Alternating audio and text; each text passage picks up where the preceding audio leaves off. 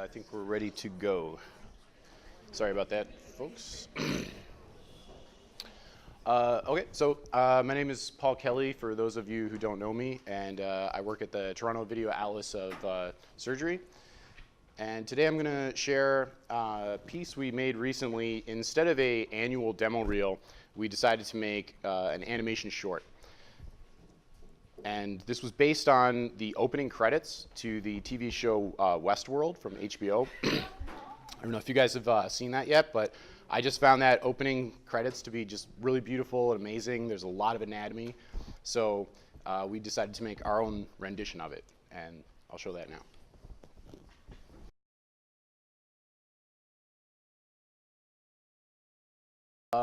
So like I say, huge fan of the show. I hope you guys could hear that music. It might have been a little low in here, but that song in particular, when that song comes on during the show, it's at like a really critical moment, and it's like super emotional, and that really inspired me. And so I wanted to take the energy and the aesthetic from that show and from the credits and from that song and transform it into something, you know, not such a dystopian future kind of cynical vibe, but more something positive. And, you know, I hope you agree that we achieved that. So, you know, when I had this original vision, I knew immediately this was going to be such a massive undertaking. I was going to have to ask my coworkers to help me create this. And that kind of gave me a little bit of a challenge because I'd never done that before. Like, I've never sort of played the director role where I'm kind of like asking other people to manifest this vision inside my head and they not knowing what that vision was. But I just wanted to sort of stick with some basic principles of how I was going to approach this. And what I kind of came across with was, after having read the Creativity Incorporated book by Ed Catmull, the president of Pixar, he gives a lot of great information about that book, about how to manage and how to work in a creative environment and keep everyone happy and keep everyone producing. And so taking from that, I said to myself, well, I just want the reference to that opening credits to be really obvious. That's like the most important thing. And then also, I want the creativity of my teammates to be supported, and I want them to be bringing in their own shots that I had never thought of. And I want them to know that, like, I want their creativity. I want their ideas. I don't want them to just create my stuff. I want them to bring in their own version of what they want to see as well. So some of the aesthetic elements from that Westworld opening that I wanted to preserve here were these, you know, dark chiaroscuro type shots, the anatomical and mechanical themes mixed together, the pacing, the way that it was paced, the quick shots with slow camera movement at the same time, I think was really effective, but also synchronized with music. The music was obviously a major component here. No easy easing on the camera. That was actually really important because in a lot of software, sometimes they will automatically easy ease your keyframes whenever you play something. So being conscious to correct for that was something I tried to do. And then also really detailed, beautiful models, but are reused in different views, different angles, such that sometimes it looks like a completely new shot, but you're getting the most mileage out of your assets. So I started with just a breakdown of that Westworld opening, and I just wrote out like a script almost of it. And I looked very carefully at the timing, the pacing, the overall, you know, lightness or darkness of the shots and how it was arranged. And I used that as sort of like a structure to begin with. But really the music was critical here. And so because that song, I had this song, and I knew that this was going to be like a licensing thing. I was going to have to get permission for this, and that ended up being an adventure all of its own that I'll get into in a minute. But having that song to begin with, that really set the stage, because I brought that into audition, and I used that to pace out where I was going to make all my cuts. So I hope you can kind of see in this breakdown, there's actually these natural points of rhythm in the song, and I used those points to set markers, and that's where I was going to make my cuts. And that was really important because some of these shots, we went all out with all our 3D rendering, you know, caustics and refractions. And when you've got a frame that renders 45 minutes, you know, the difference between a 4.5 second shot and a 4 second 7 frame shot, that's a lot of time. So to start looking at the composition of how I wanted to, lay out these shots, I made my own little like thumbnail storyboards. I went through the Westworld opening and I just did really quick little, thumbnail sketches of each shot and tried to get the major shapes and forms and movement.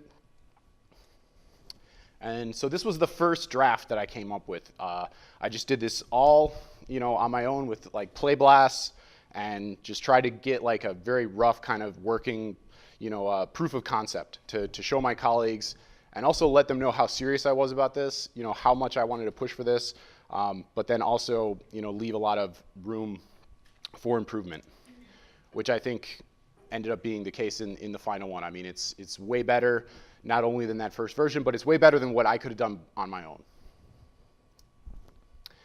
Now, some of the composition, I want to talk about sort of our intent behind how we set up these shots and why we arranged things the way we did. This is different than a lot of the TVA Surge videos where we're trying to teach. And so because we're teaching something, we arrange our shot in a very specific way to show things to the audience that they need to know.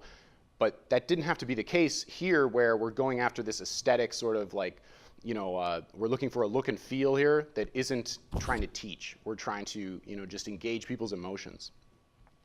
And from studying some of the composition stuff that I've looked at, books such as Framed Ink, if you guys haven't looked at that, if you are involved in 3D animation or any kind of animation, you absolutely have to get this book, Framed Ink. I can't pronounce the author's name for the life of me, but you'll definitely find it. It is amazing, and he really breaks down what composition does and how composition of shots drives the storytelling.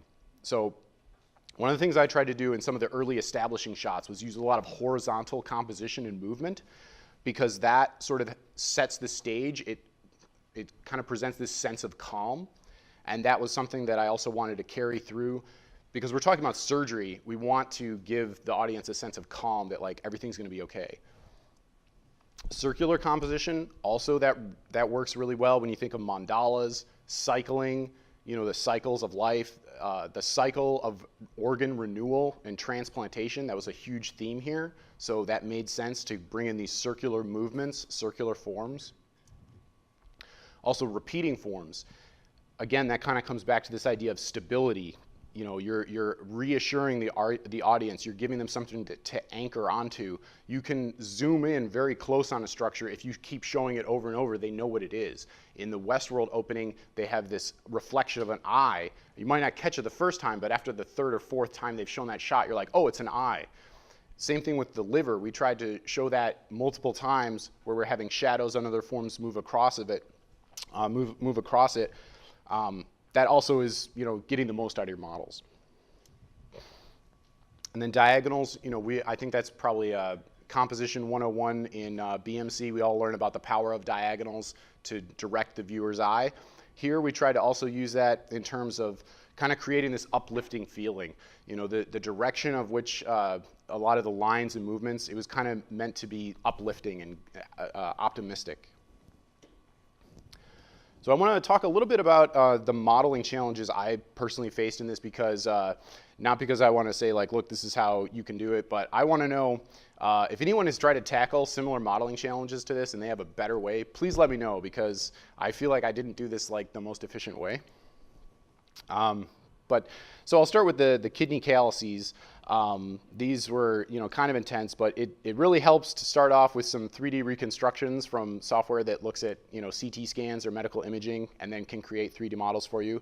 Osirix does have that feature. I'm not sure the capabilities of other softwares that are out there, what the options are these days, but we use one called Mirion. And starting from that, I was able to just model those medullas just based on the reconstruction. And so I took the tips of those, pulled them off, and then I just extruded them out and just continued to connect those polys. And then taking that model, I thickened it up, and that gave me the calluses. Again, if there's a better way to do that, please let me know. For the vasculature in the kidney, now I wanted to have a blood pulse. One of my friends who I showed this to kind of pointed out, you need to add more secondary motion into these shots because a lot of them, you're not getting the life that you're trying to communicate. A lot of the shots were kind of looking a little stale or even dead. that's definitely not what I was going for. So to add some more life into these shots, I try to put some subtle blood pulses wherever I could. And in this this kidney shot, basically what I was trying to do was just scale up everything, but in a uniform way. And to achieve that, I just used a very simple dynamics tag. I just threw that on the model. And within about 4 to 8 frames, this actually blows up on itself. So I actually just ran the simulation for 1 frame and just let it expand just a little bit. And then I exported that model as an OBJ, brought it back in, and then used that as the destination for my pose morph or blend shape animation. And that's how we got the blood pulse in this shot, which is only 4 seconds, but took like a whole weekend to render. For the sinusoids, if you guys haven't seen Dave Belinsky's newest demo reel, this is really awesome stuff. This is really good, so please check it out. As soon as I saw the way he had modeled the sinusoids, I was like, oh man, I want to be able to do this. Like, this is really slick. I love the way he set this up. So I tried to tackle this. I just figured, well, I'll start with a plane, form it into kind of like a hexagon shape. But I arranged the polygons on there so that as they converge towards the center, they don't shrink too much. And then I reformed them into n-gons on purpose. Usually in 3D modeling, you always avoid n-gons. N-gons are bad. I actually found a plugin that will purposefully make n-gons, and I liked that in this instance because it gave it a more organic cellular appearance. I don't know if you can read that at the bottom corner there, but if you're interested in playing around with this plugin, just ask me about it, and I'll let you know the link to go find that. So then it's just a matter of sort of selecting polygons as rows that will be the channels and others will be the cells, separating them, those two from each other, and then you've got a set of cells and then a set for the channels, the sinusoids. Now I wanted to break these apart into individual epithelial cells in the sinusoids, but Cinema 4D has this new feature called Voronoi fracture that will break apart a model into just random kind of puzzle pieces, and I thought that would be the perfect thing to use here. But unfortunately, I ran into a little bit of a challenge where it doesn't connect the edges along where it's cutting the model, sort of like these Boolean cuts, and it doesn't carry those edge loops through. So when I tried to subdivide it further, it would give me a lot of issues. I actually found out later there is a way to do that. Thanasis Pazansis, I don't know if you guys know his work. He's also known as the Nose Man. He has this awesome tutorial that he did on the AMI hub, and he explained how to do it. Unfortunately, I only saw his tutorial after I had built up that shot, so it's just a tad late, but he explains how you do that correctly. So if you're interested, check out his tutorial.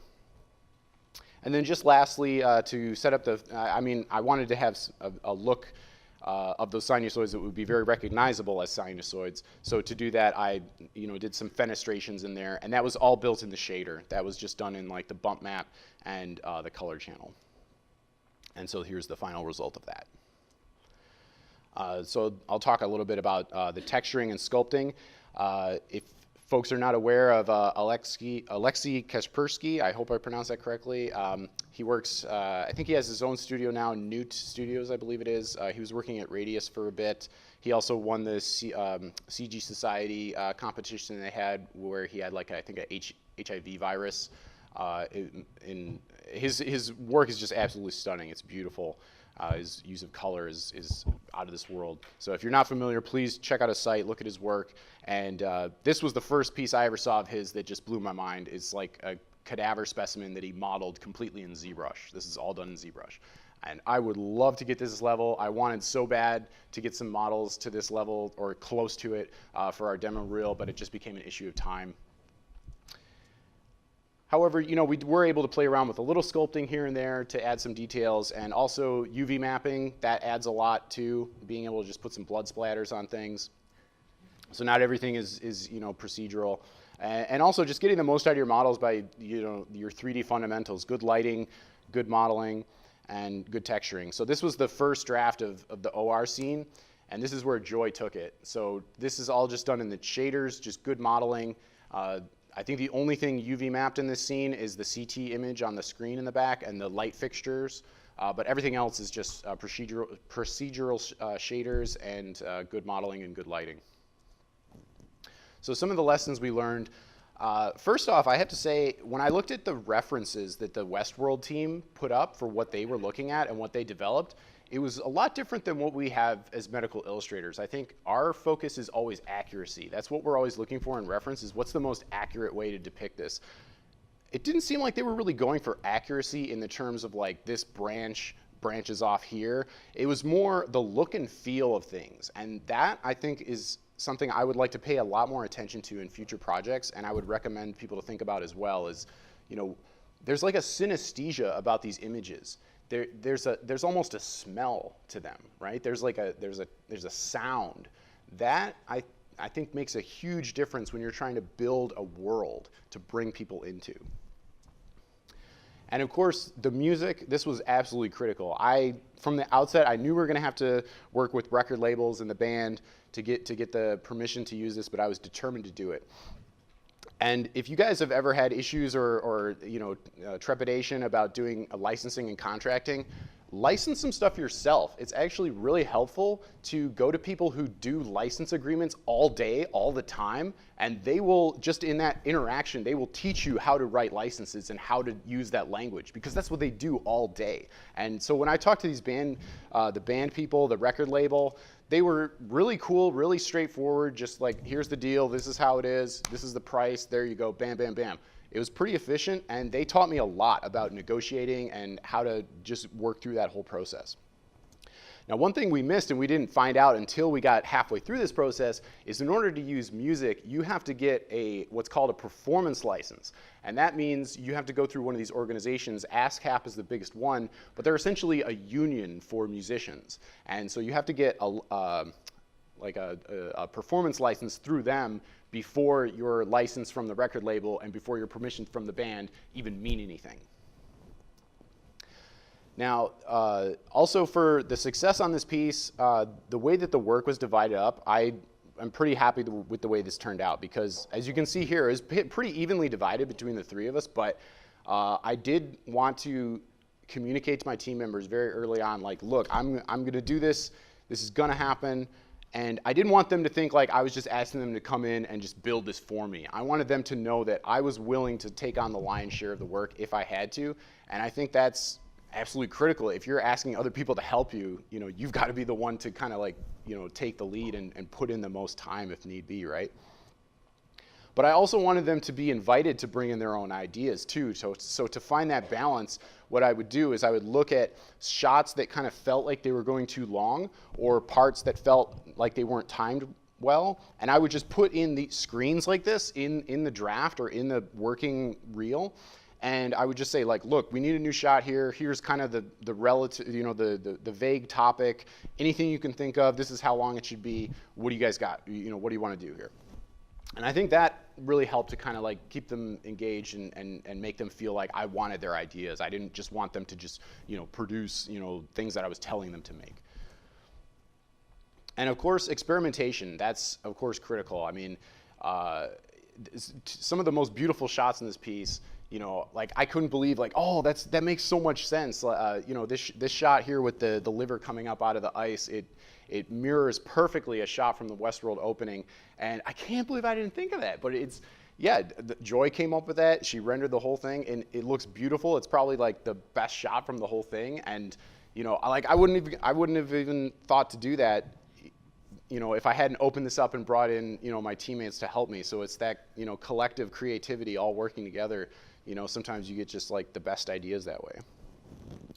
And I also just want to close with one sort of personal note about that fine line between imitating or being inspired by someone else's work and copying other people's work. We all know we're not supposed to copy. We know we're supposed to come up with our original ideas. But it's almost like it's impossible not to take inspiration or be motivated to emulate other styles. I think emulation is key to your growth as an artist, but the critical element, I would say, is that it needs to be transformative.